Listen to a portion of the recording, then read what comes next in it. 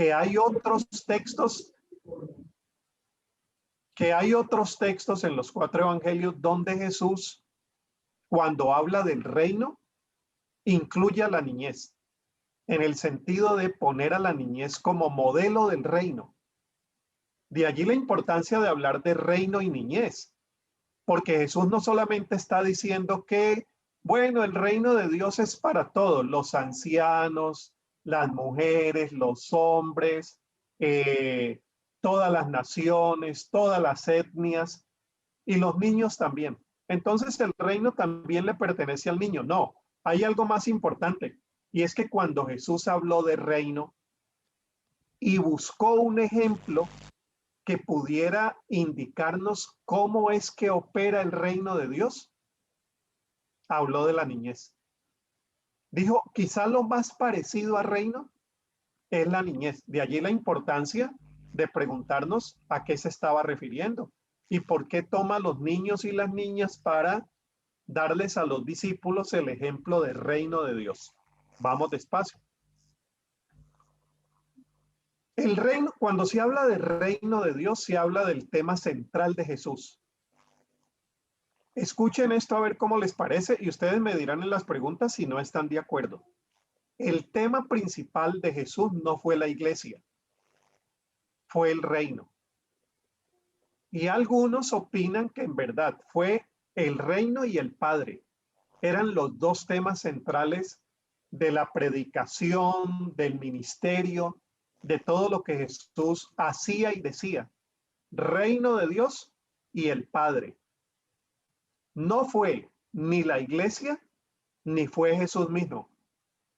Uno no lo ve a él predicándose a él.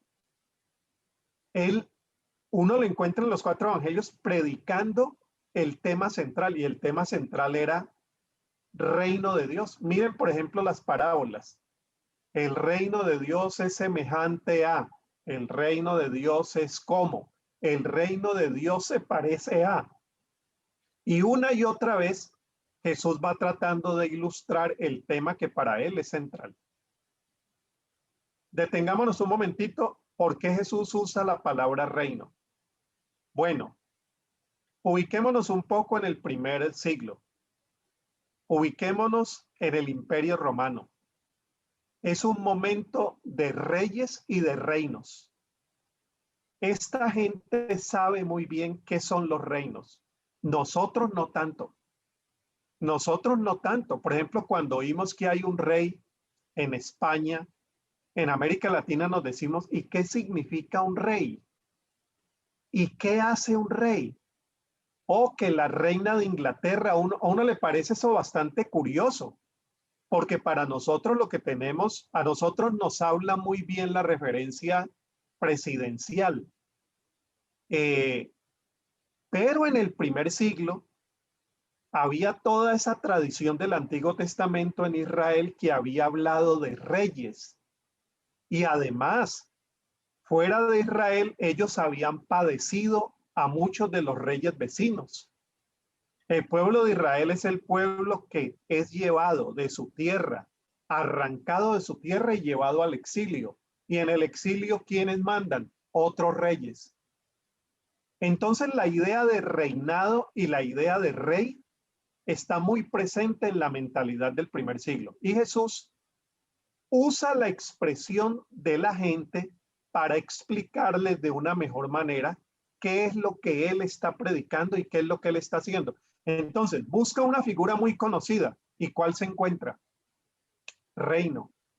Dice, mire, nosotros que sabemos tanto de reino, me ha parecido muy bien explicarles que lo que yo estoy predicando es un reino, pero un reino distinto. Entonces, eso descuadra mucho a la gente de aquel momento, porque ellos conocían los reyes que mandaban, y Jesús viene para mostrar un reino que sirve.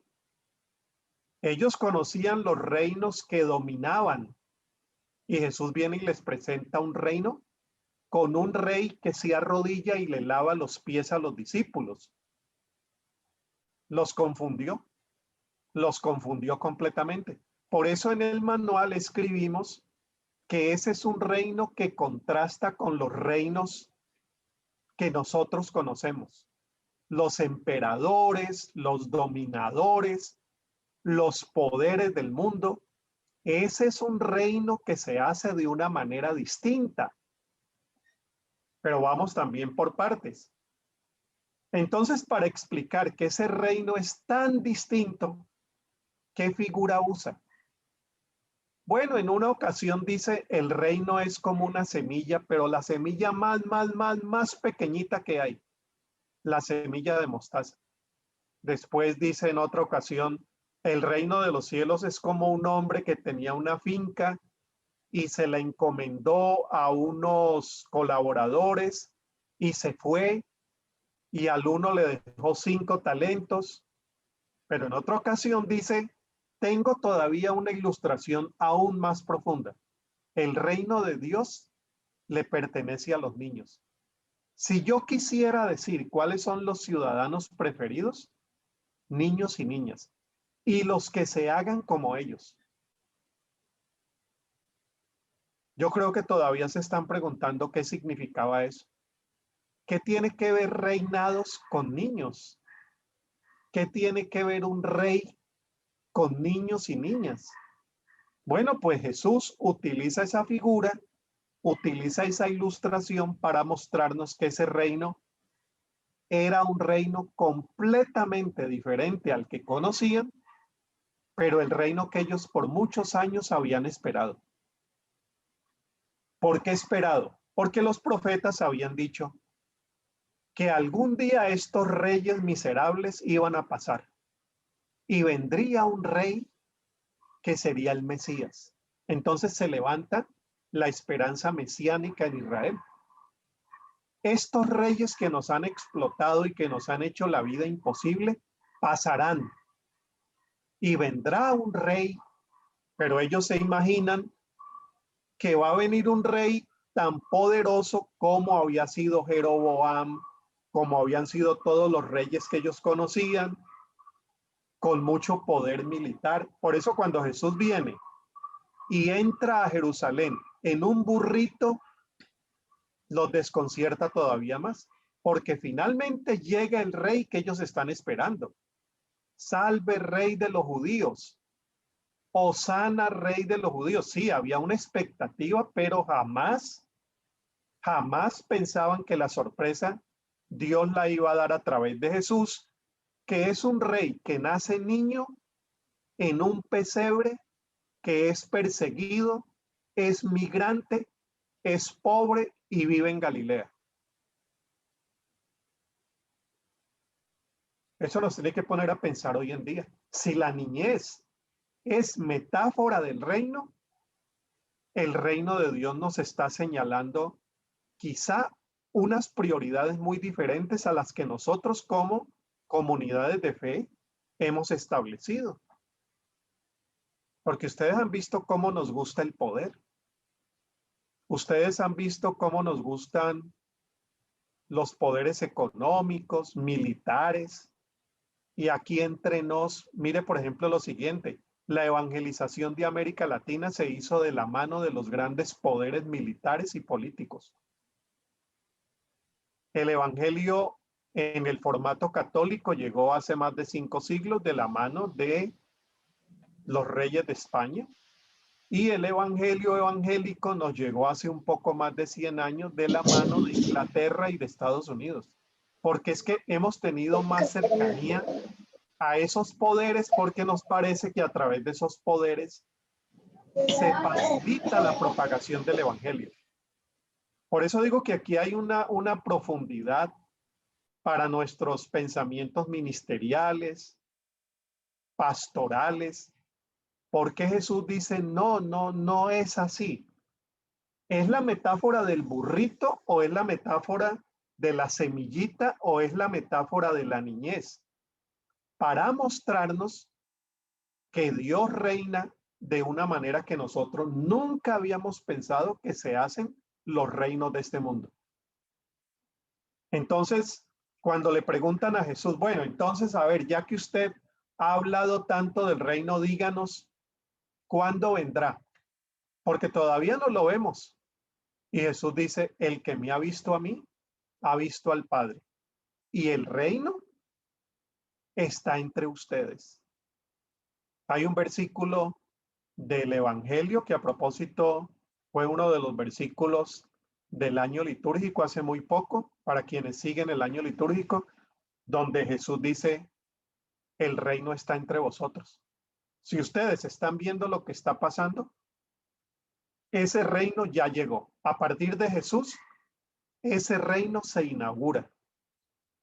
Una nueva manera de vivir, una nueva manera de entender el poder.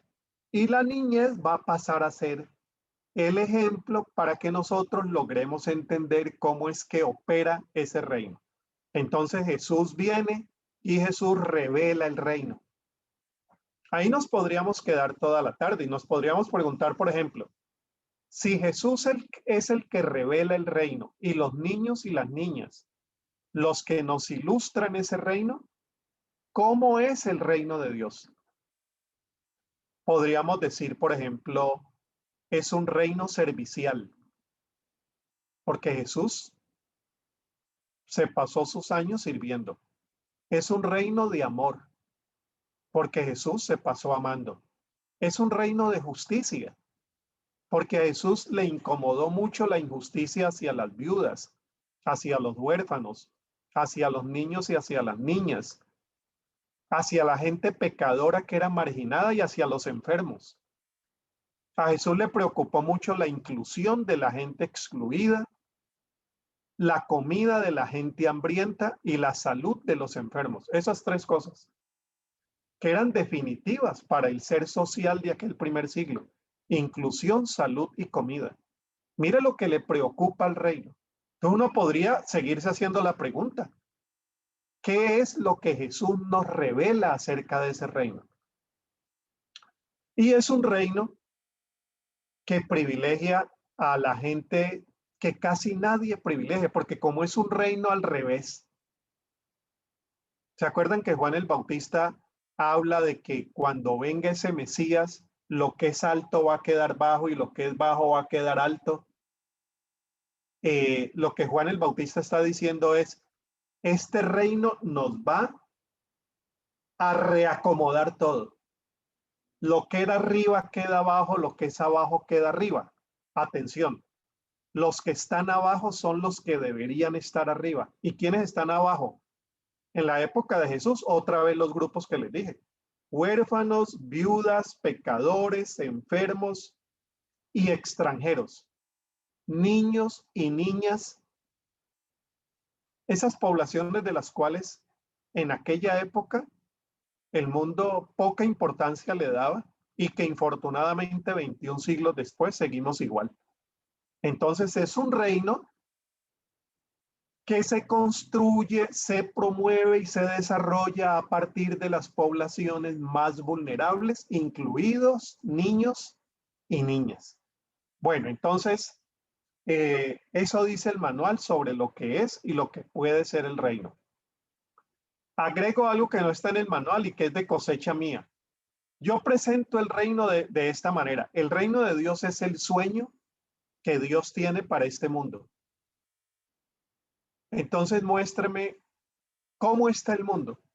Bueno, el mundo está enfermo. ¿Me ayudas con la bebé? ¿Qué es lo que Dios promueve? Bienestar. Este mundo es desigual. ¿Qué es lo que Dios quiere? Igualdad. Este mundo es muy injusto.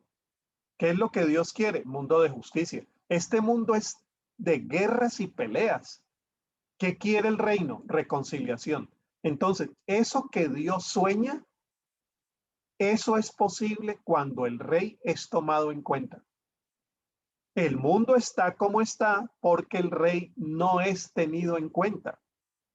El rey es usado por los presidentes, la Biblia es usada por los congresos, las asambleas políticas, pero el rey no es rey. Porque si el rey fuera rey, no tendríamos tanta hambre como la que tenemos, tanta desigualdad, tanta enfermedad ocasionada en muchas ocasiones por nosotros mismos, nosotras mismas. ríos contaminados. Miren el problema ambiental, porque ahí no reina Él. Cuando Él reina, el mundo comienza a parecerse al mundo que Dios siempre ha soñado.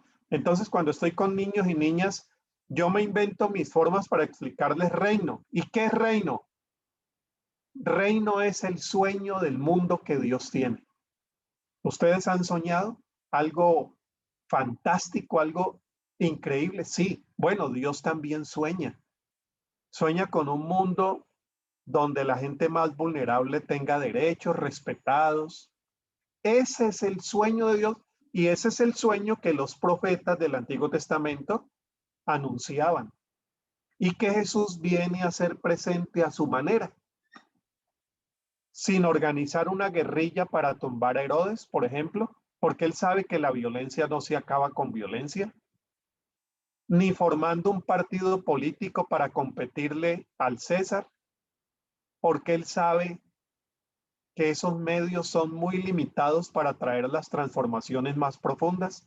Entonces viene y propone otro tipo de revolución, que es la revolución que se inicia en el corazón y que produce amor, justicia, paz, reconciliación y todo lo que dice ya pues el Nuevo Testamento. Pablo en el capítulo 14 de Romanos, el reino de Dios es paz, justicia y tiene otras formas de expresar ese reino. Entonces, ese reino privilegia a la niñez porque en el primer siglo la niñez era completamente desconocida. Si lo ha sido para nosotras y nosotros. Miren, estamos celebrando este mes 31 años de la Convención de Derechos del Niño. 31 años apenas. Derechos humanos. Eso es más bien reciente, ¿no? Para 21 siglos después de Jesús. ¿Se imaginan cómo era en la época de Jesús? Y que Jesús haya puesto en el medio a un niño y una niña y haya dicho, esto es lo más parecido al reino. Es un gesto de inclusión muy profundo, ¿no? Muy profundo. Un símbolo con mucha fuerza. Muy bien, avanzamos y sigan tomando notas. Vamos a complementar lo que acabo de decir con los pequeños y pequeñas del reino. Los niños y las niñas forman parte de los grupos a los que la Biblia, aquí me equivoqué. Ahí lo que quiero decir es, los niños y las niñas forman parte de los grupos a los cuales la Biblia ordena cuidar, no ciudad. Ahora lo corrijo y les mando con la corrección. A los cuales la Biblia ordena cuidar.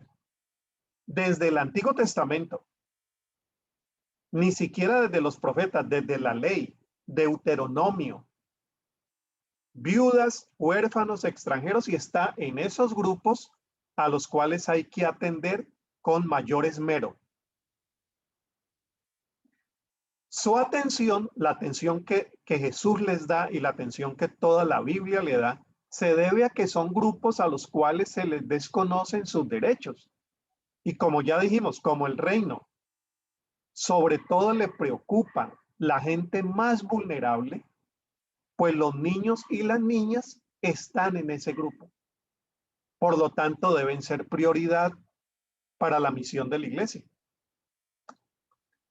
Se les desconocían en aquel tiempo sus derechos de herencia, se abusaba de ellos en el trabajo injusto, su participación, ya en el caso de nuestros días, podríamos decir también, pues sí, se desconocen herencias, trabajo justo, participación en decisiones sociales, su dignidad social, se abusan, se violentan, no se les quiere reconocer sus derechos. En muchas iglesias se dice que no tienen derecho a derechos porque todavía no son personas completas. Entonces, mire cuánta falta nos hace volver a repasar esas perspectivas del reino, porque el reino nos diría, mire, es que estamos hablando no de derechos políticos a la manera de un congreso que va y discute temas. No, estamos hablando de algo muy humano. que es el derecho a que coman bien, el derecho a que sean tenidos en cuenta, a que no sean golpeados, maltratados. Estamos hablando de un derecho, si quiere cámbiele la palabra, estamos hablando de unas condiciones de dignidad que en mi fe proclamaron los profetas, la ley y Jesús. Paréntesis. Esa razón fue la que tuvieron las personas que más incidieron en la primera proclamación de derechos humanos. Esas convicciones cristianas tuvieron una incidencia muy grande en los derechos humanos, también en la primera constitución de los Estados Unidos, donde se habla de la sacralidad del ser humano. Y la Convención de los Derechos del Niño tuvo una gran influencia también de personas cristianas, católicas y evangélicas que desde su fe incidían para que las poblaciones más vulnerables tuvieran derecho. ¿Por qué? ¿Porque el partido así lo decía? No, porque la Biblia enseña que todo ser humano es creado a imagen y semejanza de Dios. Y los niños son seres humanos, creados a imagen y semejanza de Dios. Por lo tanto, todo el discurso profético, el discurso de Jesús, el discurso bíblico apunta a que se consideren valiosos. Eso es contradictorio a la realidad. Eso contradice la realidad que vemos. Yo estaba hablando de estos temas, un tema parecido en Guatemala el año pasado, y alguien levantó la mano y me dice, Harold, mira, en el caso de Guatemala, el presupuesto nacional destinado al cuidado de la niñez era una cifra en dólares mínima frente a lo que se invierte para otros asuntos en los presupuestos estatales. La niñez es descuidada. Y miren ustedes que por lo general nuestros estados descuidan la gente que más necesita. Indígenas, afrodescendientes, niños, niñas, personas con discapacidad, otras personas a las que se les desconocen los derechos, y por eso el reino de Dios insiste mucho que es en esas personas a las que deberíamos dirigir toda nuestra acción de preocupación, de misericordia, de compasión, de derechos, de reclamo de derechos, de sumarnos pues al reclamo de su dignidad. Eso es lo que hace Jesús, ¿no? Y un caso muy claro es el caso de la mujer adúltera, mujer sin derechos, unos hombres que vienen a decir que ellos son los que tienen el derecho dado por la ley para apedrearla. Y Jesús dice, no, ya les dije, este reino es muy distinto. Este reino no es de aplíquele la ley porque la ley dice, no. Este reino opera con la lógica de los niños. Aquí el que esté sin pecado arroje la primera piedra para que nos demos cuenta que en este reino no nos acusamos, sino que nos autoacusamos para reconocer también nuestras maldades y hacer de este mundo algo mejor. Es un reino muy distinto. Jesús presta también especial interés en estas personas y en el caso de los niños, habla de ellos y ellas como metáforas del reino. Renuncia al poder y al dominio y propone una opción de servicio desde los más vulnerables. Esto necesitaríamos una horita más para hablar solo de esto. Es esa lógica y lógica del reino. Es esa normalidad anormal del reino. Lo que se llama la paradoja del reino. Los últimos serán los primeros. Y leído de otra forma es, los últimos deberían ser ya los primeros, en los que primero piense el Estado, en los que primero piense la iglesia, en los que primero piense toda nuestra sociedad. Porque una sociedad logra niveles de desarrollo en la medida que atiende no a los banqueros, no a los poderosos, sino a los vulnerables. Porque los vulnerables son la medida del verdadero desarrollo humano y social. ¿Y quién propone eso? ¿Qué premio Nobel de Economía propone eso? No, Jesús. Los últimos son los primeros. El que quiera ser el primero debe ser el servidor de todos, porque es sirviendo como cambiamos este mundo, no dominando ni mandando. ¿Se acuerdan lo primero? Es un reino distinto al que ustedes han conocido y los niños nos muestran un ejemplo de lo que es reino. Su condición de vulnerabilidad le sirve a Jesús para mostrar desde dónde es que opera el reino y cómo es que opera el reino. Entonces, vamos muy bien de tiempo. Entonces, mire, me voy a tomar estos 2 minutitos para decir lo siguiente. La condición de vulnerabilidad de los niños y las niñas en el primer siglo le sirve a Jesús de ilustración casi perfecta para mostrar desde dónde es que opera el reino y cómo opera el reino. Paremos allí. Voy a dar esta ilustración. Si yo le pregunto a usted frente a un paisaje grande, grande, grande, ¿qué opina usted de ese paisaje? Si yo lo pongo aquí, usted va a decir, este terreno inmenso es, pero si yo lo llevo en un helicóptero y lo pongo al otro lado de la montaña para que me vea el mismo paisaje, seguro usted me va a dar una opinión distinta. Usted me va a decir, a mí me parecía desértico, pero visto desde acá, sí, hay una parte desértica, pero yo veo que hay aquí otra parte muy arborizada. Y si yo lo traslado en un helicóptero al otro lado para que me vea el mismo paisaje, quizá me va a tener otra foto distinta. ¿A qué voy con esto? Que la realidad que uno ve depende del punto el punto desde el cual uno la esté viendo. ¿Les ha pasado eso? Entonces, cuando a uno le dicen, ¿qué opina de Chile? En mi caso, ¿qué opina de Colombia? ¿Qué opina de España? Bueno, esa es una opinión que yo tengo que decirle. ¿Desde dónde quiere que yo le opine? ¿Desde mis intereses? Entonces, cuando Jesús analiza su mundo, ahí voy a lo que voy, ¿desde dónde lo ve? No lo ve ni siquiera desde su punto de vista, lo ve desde el punto de vista de los más vulnerables, incluidos los niños. Porque si uno ve la sociedad y ve el mundo desde, por ejemplo, hoy pudiéramos incluir desde los ancianos descuidados y abandonados, desde la gente infectada que no tiene protección social, desde los indígenas, desde los afrodescendientes. Bueno, y uno pudiera hacer la lista más larga. ¿Qué mundo se ve desde allí?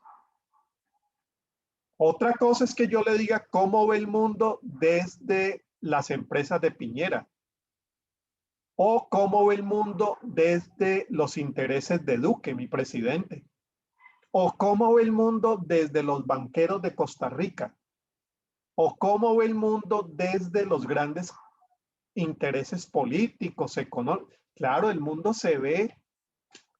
Por eso es que uno a veces escucha un informe económico de ciertos ministros de Hacienda y uno dice, este señor, ¿en qué país vive? No, él vive en el mismo país nuestro. ¿Cuál es la diferencia? Que él está leyendo la realidad desde otro interés. Entonces, miren lo siguiente. Jesús dice, los niños son metáfora del reino, es decir, es una población vulnerable que nos ayudaría a mirar el mundo desde la óptica del reino. Porque si es que queremos que este mundo sea mejor, hay que mirarlo desde una óptica que ahora no se está teniendo en cuenta. Entonces aquí viene mi plataforma política. El mundo está como está porque lo vemos desde donde lo vemos. El mundo sería distinto si lo vemos desde la óptica del reino. ¿Y cómo lo ve el reino? Desde las viudas, huérfanos, pecadores, enfermos, niños, niñas, extranjeros. Actualice esa lista hoy. Y en la actualización de esa lista tendríamos que seguir incluyendo niños y niñas porque siguen siendo muy vulnerables. Bueno, avanzamos. Recuerden que ahora vamos a hablar reino y familia. Este apartado del cuadernillo nos lo pidieron la mayoría de líderes de iglesias que por favor algo dijéramos sobre reino y familia. Entonces vamos con esta partecita. ¿Qué aporta la familia a los niños y a las niñas? Mejor voy a cambiar la forma de decirlo. ¿Qué debería aportar? Porque a veces aporta cosas muy malas. Si ustedes leen, por ejemplo, las estadísticas de violencia intrafamiliar, mucha violencia hacia la niñez se produce en hogares que nosotros consideramos tienen la estabilidad del modelo tradicional. Y ahí están pasando cosas. Gran parte de la violencia intrafamiliar está pasando por allí. Abuelos que abusan de los nietos, de las nietas, papás y mamás que los golpean. Pero entonces por eso digo, planteémoslo de otra manera. ¿Qué debería dar la familia en lo que la Biblia nos enseña? Pues la familia debería dar identidad, importante la identidad para la niñez. Los derechos de la niñez siempre enfatizan eso de que incluso es importante que el niño tenga derecho a una identidad nacional y a un nombre, a un registro civil, porque en muchas partes ni siquiera ese derecho les es dado. Entonces, identidad es identidad de una familia, de una saludable tradición, de unos modelos que vamos aprendiendo, de comportamiento ciudadano, de comportamiento humano, le va dando una identidad nacional. Yo soy colombiano, yo canto mi himno nacional, hasta donde eso sea saludable y positivo. Favorece la educación, es allí donde se espera que nos formemos, nos formen. Importantísima la convivencia, la acogida, la protección, el cariño, el afecto. Allí aprendemos a amar y a ser amados. Y crecimiento en la fe. Ese es un elemento que incluye siempre la Biblia. Como los judíos en el Antiguo Testamento hacían de la familia el centro de formación cristiana. Y ahora en la pandemia y confinamiento vamos a tener que recordar eso, que el centro fundamental de la formación cristiana no es la iglesia, es la familia. Allí es donde acogemos, enseñamos modelos de vida cristianos, formamos en la fe y nos enseñamos entre todos a vivir el evangelio. Bueno, había que hacer esta aclaración, porque la gente dice, bueno, entonces lo que hay que buscar son modelos de familia bíblicos y el único modelo bíblico que hay. Mire, eso tiene problemas. Eso tiene problemas porque en la Biblia no hay un modelo, hay modelos. Y si nos fuéramos a decir que deberíamos repetir hoy el modelo bíblico, alguien por ahí de pronto nos sorprende y dice el modelo de David. Uy, no. ¿Cuántas mujeres tenía David? Ah, no, el modelo de Abraham, que es el padre de la fe. Ah, pero Abraham, ¿se acuerdan lo que pasó con Agar? ¿Se acuerdan lo que? No, no, tampoco ese sería, porque en verdad eran sociedades que todavía no tenían estructurados los modelos que nosotros tenemos hoy. Tenían modelos muy variados. Por ejemplo, los tíos, las tías participaban.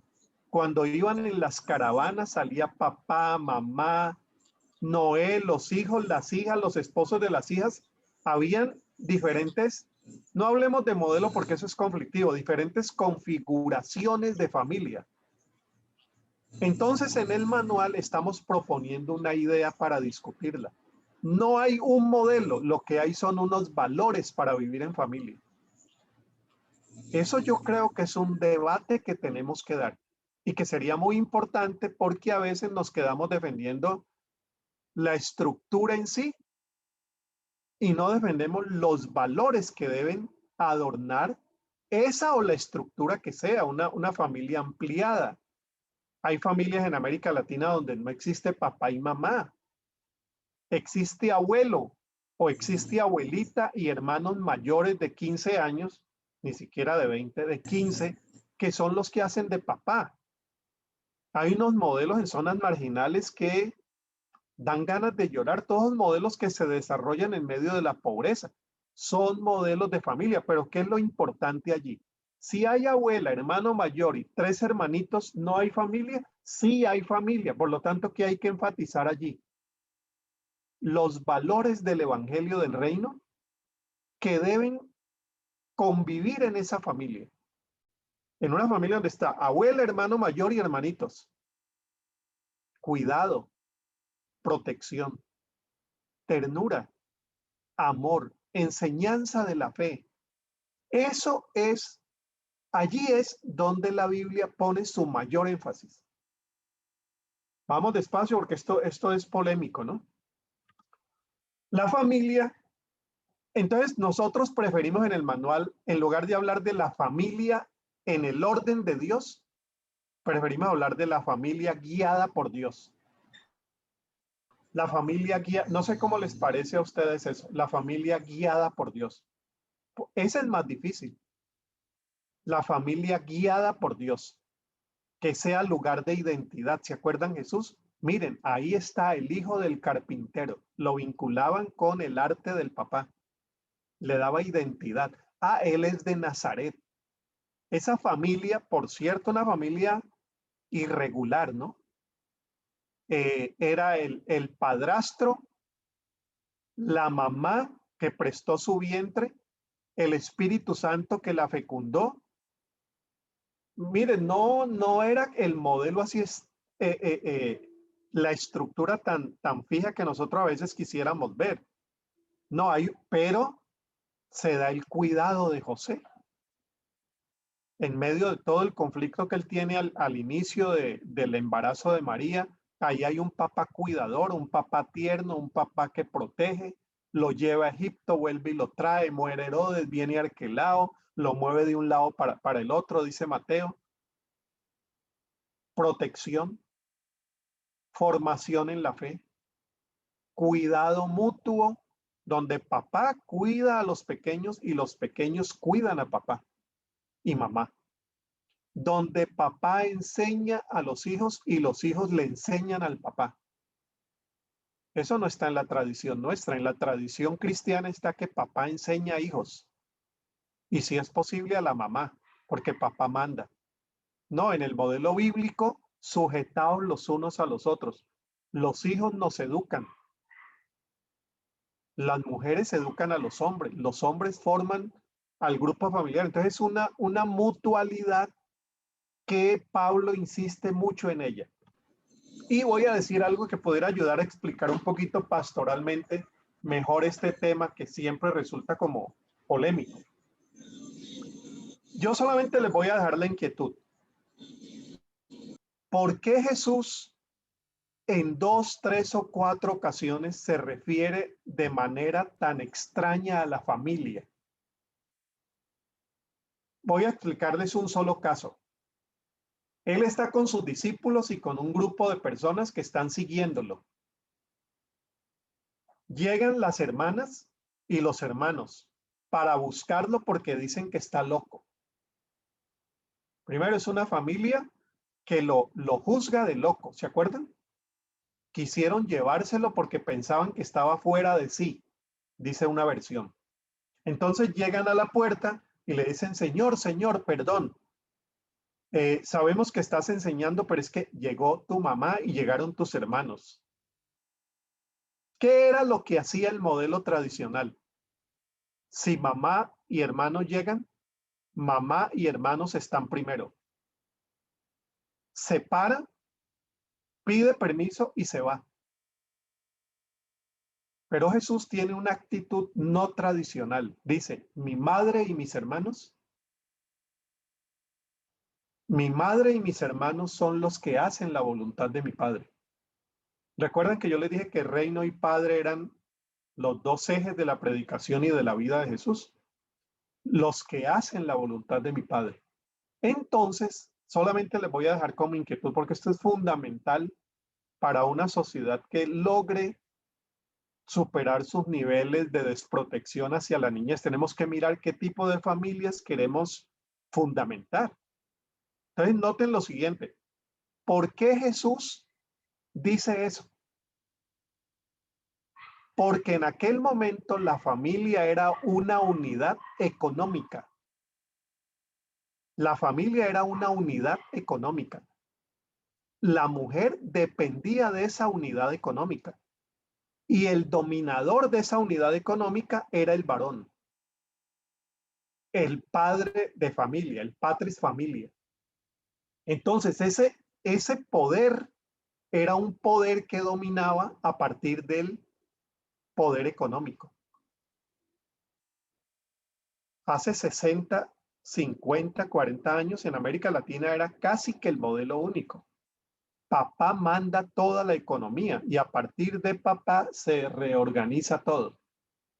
Y ustedes recuerdan la época en que teníamos muy pocos divorcios, ¿se acuerdan?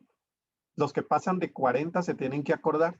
En América Latina la tasa de divorcios era muy poca porque la mujer, muchas mujeres agredidas no salían a pesar de su agresión y no se divorciaban por la presión de la iglesia y por la necesidad económica. Los divorcios aumentan no cuando la familia se deteriora, no, aumentan cuando las condiciones económicas comenzaron a cambiar y la mujer dice, yo no me tengo por qué dejar golpear si yo también genero economía. Bueno, pero esos son modelos muy nuestros. Remítase 21 siglos atrás. ¿Cómo sería eso en Palestina? Entonces Jesús dice, no, las relaciones de familia no deberían desarrollarse a partir de la economía, sino de algo que esté por encima de la economía e incluso del vínculo sanguíneo. Porque lo que necesitamos es fortalecer relaciones humanas, no económicas. Y Jesús sabía que la familia tradicional de aquel momento era unidad económica sobre todo. Mi madre y mis hermanos son estos que hacen la voluntad. Y a partir de allí está desarrollando un modelo de familia que no depende del eje económico ni depende de la consanguineidad. ¿Depende de qué? Del afecto, del amor y la amistad, que es lo que debe haber en toda familia. ¿Se imaginan cómo serían las familias del reino que se ordenan no a partir de la economía y del vínculo sanguíneo, sino a partir del amor, la fraternidad y la ternura? Hay hijos que odian a los padres. El vínculo sanguíneo no es suficiente. Ahí debería ponerse el vínculo del reino, que es el amor, el respeto. ¿Y por qué lo odia? Pregunte lo que hizo ese papá con ese hijo cuando tenía 5 años. Entonces el vínculo sanguíneo no es el único. Y Jesús dice, hay unos valores del reino que conformarían una familia distinta, que promovería un reino no como el romano, sino como el reino de Dios. Termino. Bueno, si los niños son la ilustración del reino, si los niños son sueño del reino, sí es una población vulnerable, pero también una población que tiene mucho que darnos. ¿Qué pudiéramos decir de la niñez como sujeto teológico? Aquí me voy con esto. Miren lo que dice Lucas 10. Estamos terminando. En aquella misma hora Jesús se regocijó en el Espíritu y dijo, yo te alabo, Padre, Señor del cielo y de la tierra, porque escondiste estas cosas de los sabios y entendidos, los reinos como los conocemos, ¿no? Los reinos como los conocemos giran alrededor del sabio, el entendido, el poderoso, el rico, el blanco. Y dice Jesús, me alegra que a todos esos les escondiste los secretos del reino y se las has revelado a los niños. Sí, Padre, porque así te agradó. El poder, el dominio, la arbitrariedad humana la deshumanización, nos enceguecen para ver el reino de Dios.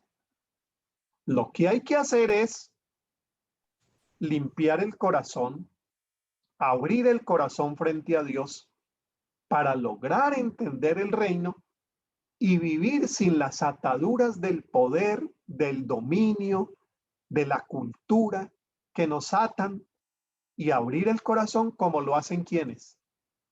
Los niños que todavía no saben de imperios, ni saben de grandes capitales, ni son presidentes del Banco Central. Juegan, ríen, aman, sufren desde una perspectiva distinta.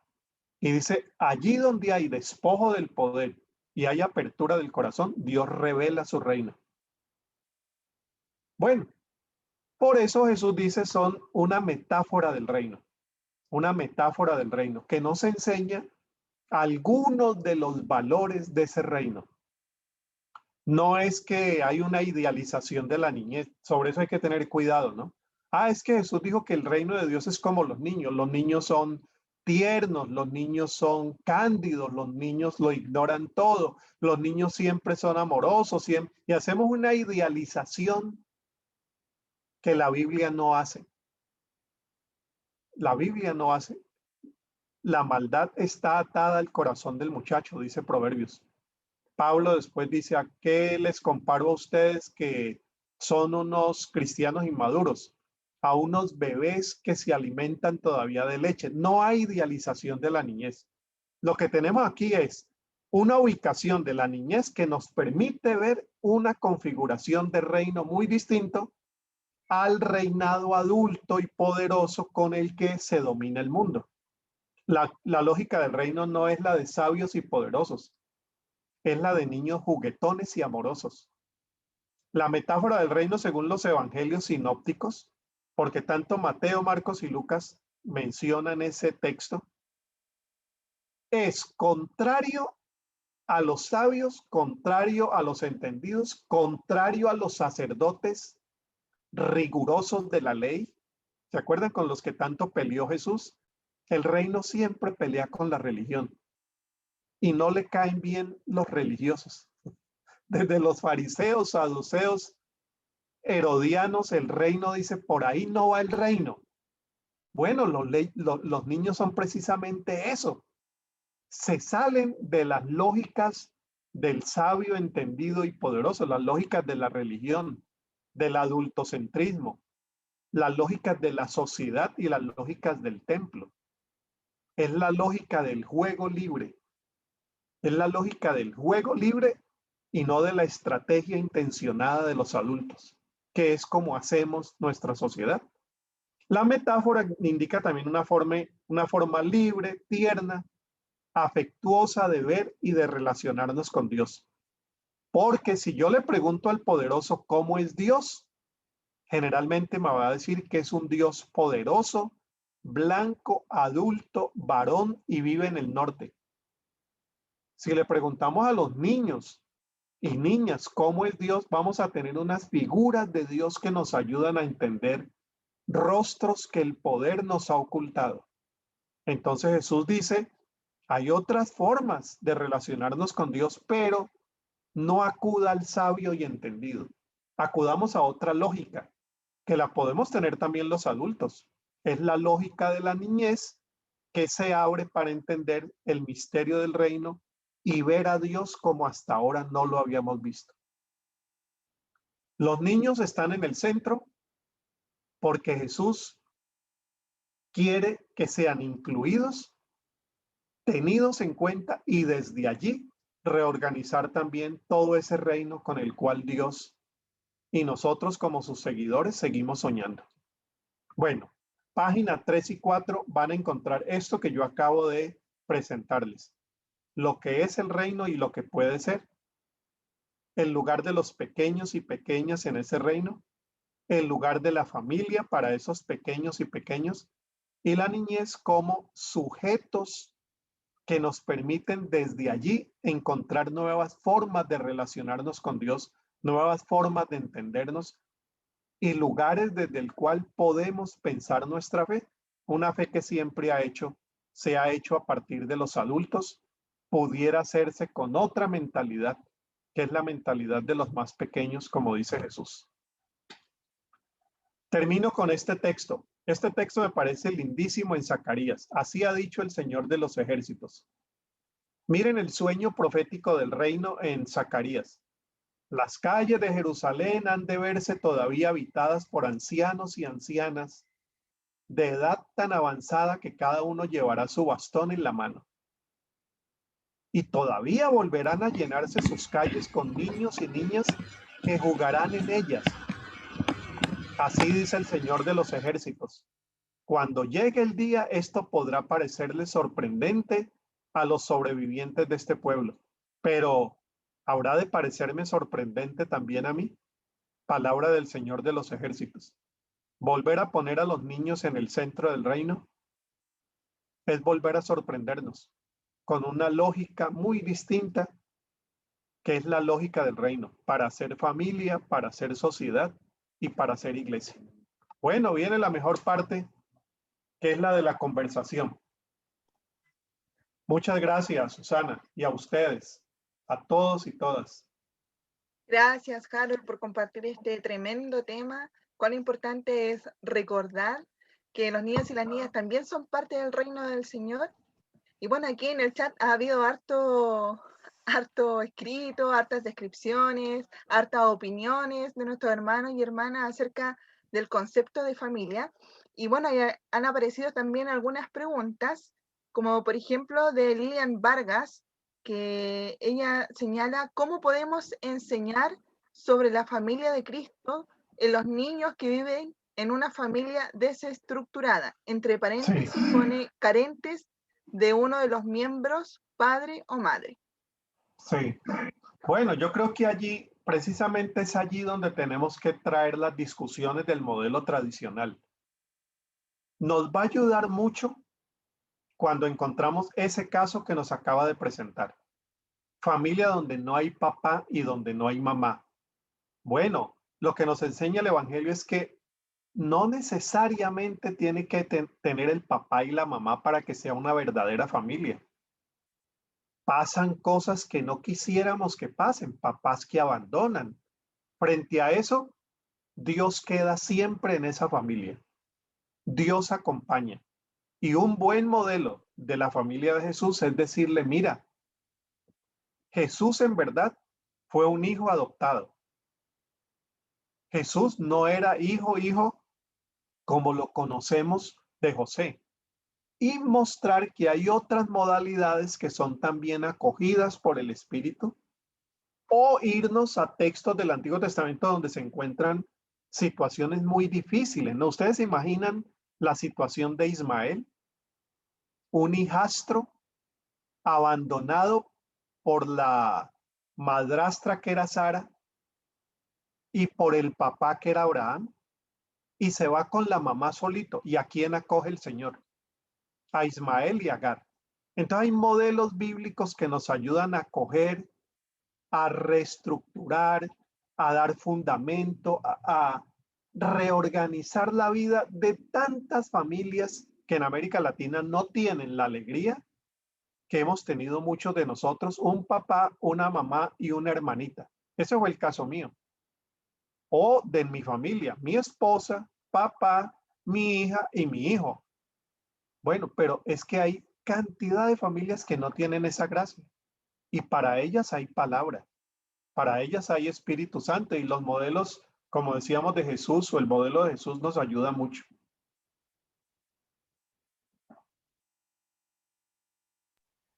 Gracias, Harold. Aquí tenemos otra pregunta de Amán Arriagada y señala por dónde empezar a discernir entre el reino de Dios es de los que son como niños y el falso empoderamiento de los niños como los reyes del hogar. Bueno, eso está muy buena, la pregunta está muy buena.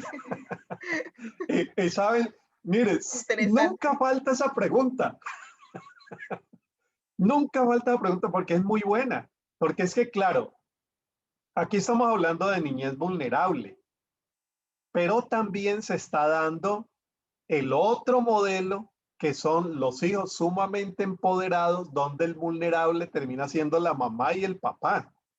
Eso también es cierto. Por ahí vi un librito mire, la portada es un niñito de unos 4 años sentado en un trono de un rey. Y el libro se llama Aquí mando yo. Entonces el niño manipula, el niño, bueno, esos son los nuevos modelos que ustedes, los psicólogos y psicólogas, precisamente están trabajando hoy. Padres ausentes que intentan reponer cariño dando artículos y cosas. Hijos que manipulan para que les den más cosas. Sufre papá, sufre mamá y sufren los hijos. Entonces, ese modelo también hay que tenerlo en cuenta, porque lo que nosotros queremos son modelos de consideración mutua, papás que consideran a sus hijos, hijos que consideran a papás y mamás. ¿Se acuerdan Efesios? Hijos obedezcan, papás no llenen de ira. No, no, no, esto es va y viene, ¿no? Va y viene. Bueno, y ese modelo de igualdad va para otras esferas fuera de la familia también, en el caso de Romanos y de Efesios. Entonces creo que sí, nadie ha dicho que los niños mandan en casa. Nadie ha dicho que mamá manda en casa. Nadie ha dicho que papá manda en casa. En la Biblia, ¿no? Nadie ha dicho, gloria a Dios, que la suegra manda en casa. Yo que quiero tanto a mi suegra. No, lo que la Biblia dice es que el Espíritu manda en casa y que cuando el Espíritu manda en casa, nos reorganizamos de una manera más cariñosa, amigable, digámosla, fraterna, vale también para la familia, donde hay dignidad mutua, donde hay cuidado mutuo, donde el papá cuida, pero cuando el papá llega a ser anciano no lo abandonan. Entonces ese modelo de mutualidad es el modelo que impulsa el Espíritu Santo. Hay muy Muchas buenas gracias. preguntas, Sandra, Susana. Sí, aquí hay otra pregunta. Dice, ¿por qué la iglesia no centra su pastoral en la niñez y la juventud? ¿Cuáles serían las razones a esta ceguera? Bueno, mira, hay buenas noticias. Cada vez hay más cada vez hay más iglesias entendiendo la importancia de la niñez. Por la gracia de Dios, yo vengo trabajando muy concentradamente el tema de la niñez ya hace 20 años, desde que entré a World Vision. Yo creo que hemos crecido, pero nos falta mucho. ¿Y por qué? Porque es que la iglesia muchas veces refleja los patrones de vida de la cultura. Debería ser al revés, pero lo que generalmente sucede es que la iglesia refleja la cultura, no la cultura es impactada por la iglesia. ¿Y la cultura cómo es? Adultocéntrica. Margina a sus niños, desconoce a sus niñas. Entonces la iglesia, por esas cosas eh, que no quisiéramos que sucedieran, pero pasan, refleja esa cultura y terminamos con iglesias adultocéntricas que excluyen a los niños y las niñas y que repiten el modelo de los discípulos. Porque si es que vamos a ver cómo era la iglesia de Jesús, esta gente de los discípulos apartaban a los niños y a las niñas. Entonces hay un modelo que ya desde ese entonces Jesús tuvo que luchar con él. Entonces yo básicamente pienso que es que adoptamos ese modelo cultural y que lo que necesitamos es desde la iglesia mostrar que afuera también podrían vivir distinto. ¿Cómo? Pues dándole prioridad a los que la sociedad no les da, niños y niñas, para comenzar. Excelente, Harold. Aquí tengo otra pregunta que va enfocada hacia la niñez. ¿Cuál sería la explicación para los niños, niñas y adolescentes donde su familia cumple con el modelo de la Sagrada Familia, pero está totalmente rota y hay desintegración? Sí, no, yo creo que el modelo de la Sagrada Familia no es el mejor modelo para mostrar modelos de perfección. Bueno, con el permiso de los católicos y católicas a quienes aprecio y respeto mucho, ese modelo nos viene de la Iglesia Católica. Hay una idealización de la Sagrada Familia. Hay una sobreidealización.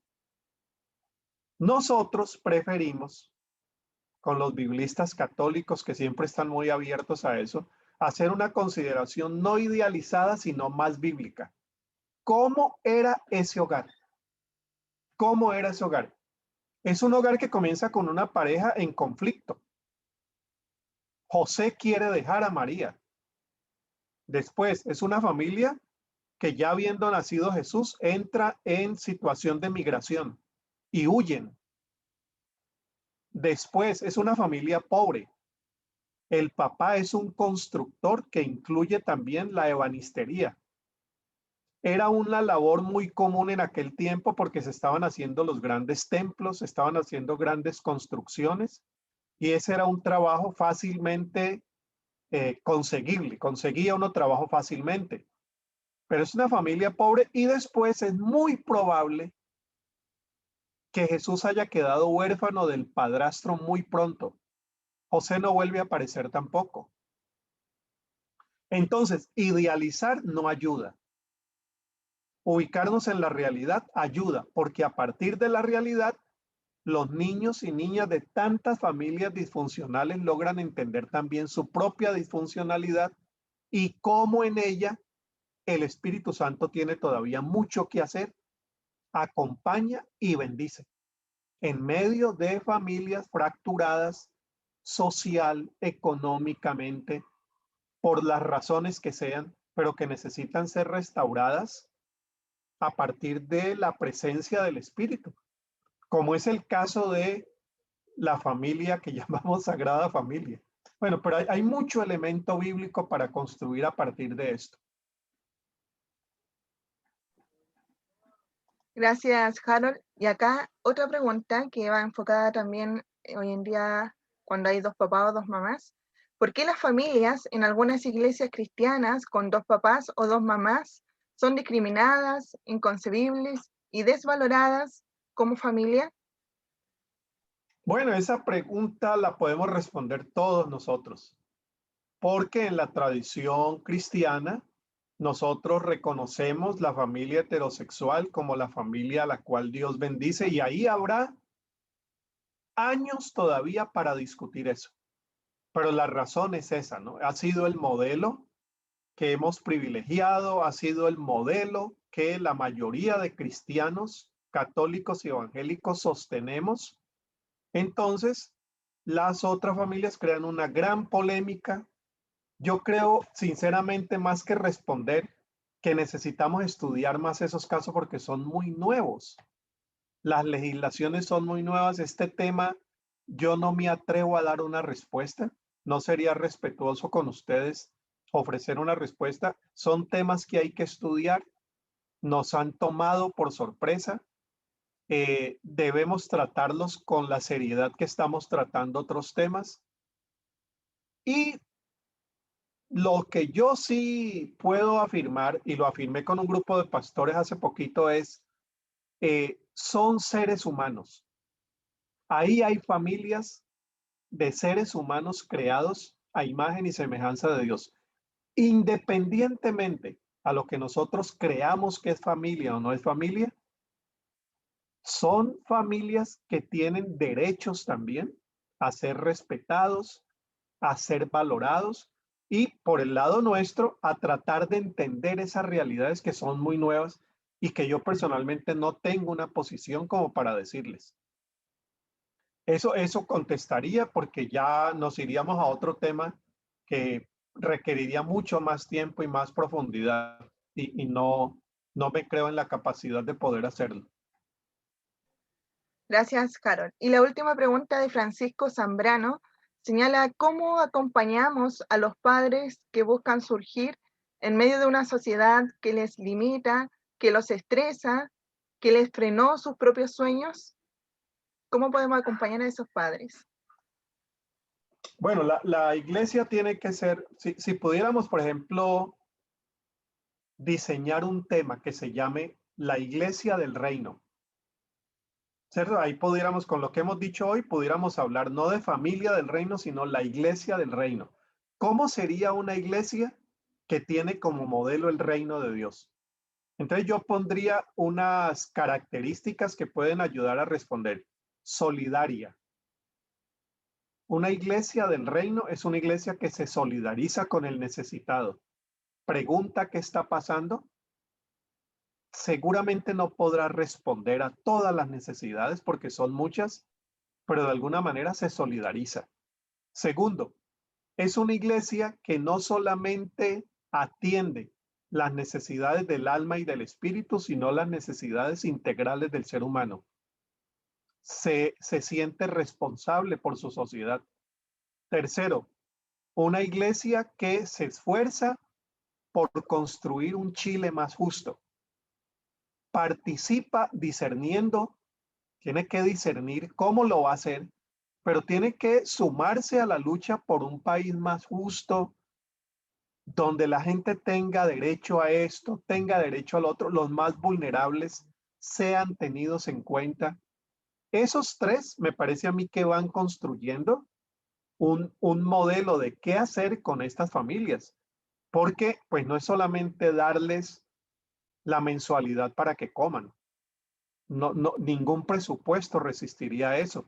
Es ayudar a construir un Chile donde esas situaciones sucedan cada vez menos, o un Ecuador, o un Colombia, o una España, que estamos aquí representados. Diríamos que una iglesia del reino es una iglesia que fortalece la espiritualidad, esa es su especialidad, para que las personas puedan sacar esperanza de donde no se ve y aliento para vivir y luchar, para no dejarse vencer, porque lo que la fe da es eso, esperanza, valor. Entonces la formación cristiana no solamente se dirige a enseñarle cómo es la Trinidad, no, aparte de la doctrina, que puede ser muy importante, le enseña también la espiritualidad, que es cómo vivir en un mundo que todavía no es el mundo que Dios quiere, que el sueño está en promoción, pero que no ha llegado, que hay injusticia, que hay dolor, que hay muerte. Entonces, fundamentándose así, creo que tendríamos iglesias, no que resuelven el problema de estas familias, pero que se hacen más responsables por ellas. Harold, muchas gracias por tu tiempo, por responder algunas preguntas de la audiencia que en este momento ha estado atento, escuchando también tus respuestas, escuchando este tema tan hermoso que tiene que ver con el reino de Dios y también enfocado en la importancia de la niñez y adolescencia. Así que te quiero agradecer de parte del equipo de Pistas Bíblicas de acá de Chile. Te quiero dar las gracias una vez más por este tiempo que tú nos has entregado, por preparar este hermoso material. Y muchas gracias. Y bueno, esperamos verte en alguna otra oportunidad. Y te voy a dejar acá junto a Josafat, que va a terminar, va a dar el cierre a esta sesión. Si estás por ahí, Josafat. Hola, hola.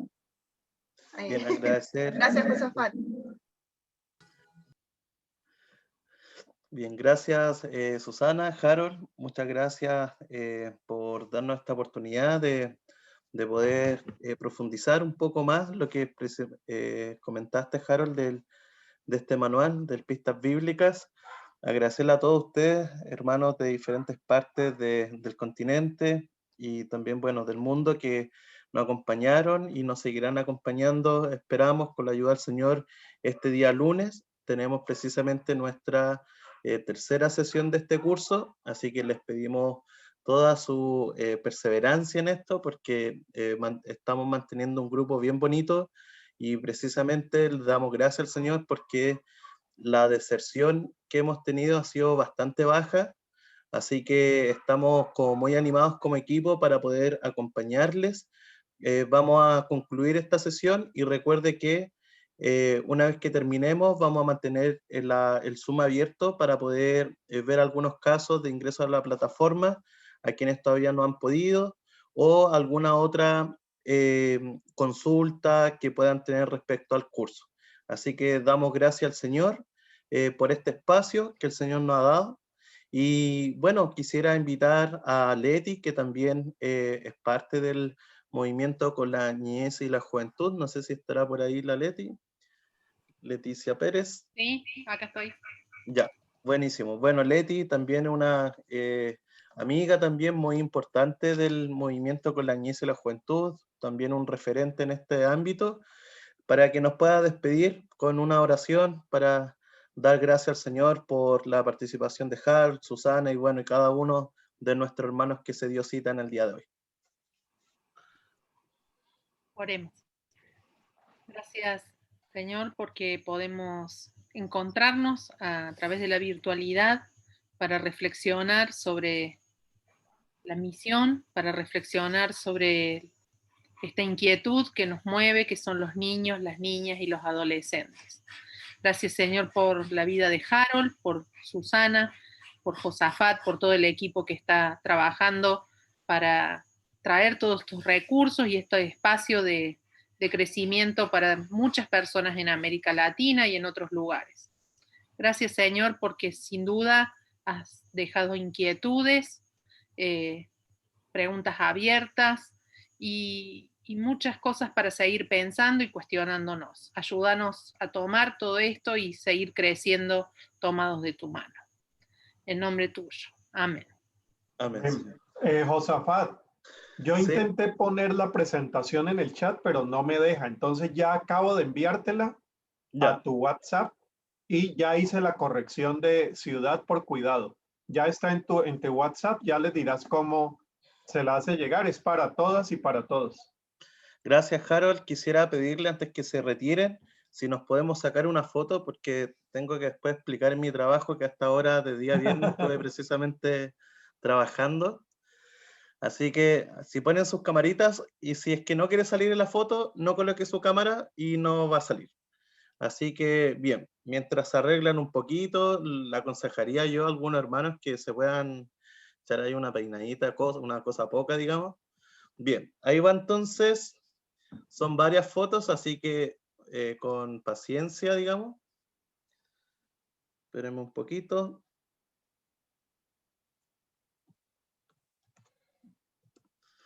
Muy bien, ahí va la primera. Vamos por la segunda. Gracias, una sonrisa para el Señor. Muy bien. Tal vez, si alcanzamos, faltan dos más. Ahí estamos. 1, 2. Alguien justo escribió y va a aparecer. Ahí la borré. 1, 2 y 3. Eso. Y nos queda la última, así que, por favor, un poquito de paciencia. Ahí estamos.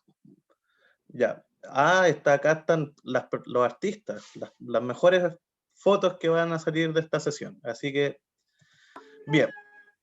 Bien, hermanos, les vamos a compartir por el grupo de WhatsApp el link para que también aprovechen de darle like a la fanpage de Chile Cuenta Conmigo. Y bueno, que el Señor les bendiga. Bendiciones. Un abrazo, cariño. Bueno. Gracias, Harold. Chao, Gracias, muchas Carol. gracias. Sí, gracias, Bendiciones. hermano. Ahí les puse el Ok, cuadernillo. bendiciones, hermanos. Gracias, Nos vemos la Carol. próxima. Gracias. Chao. Gracias. Bien. Chao, bendiciones. Gracias, Harold. Chao, Perú, Argentina, Gracias, a Bolivia, Chao, Lima,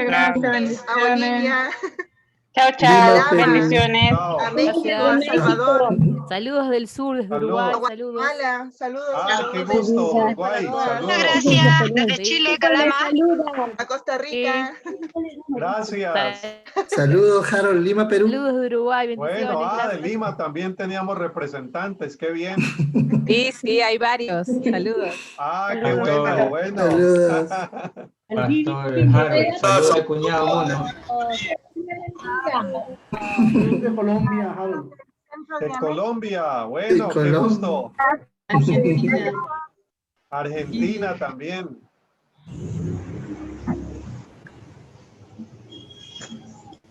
Qué bonito.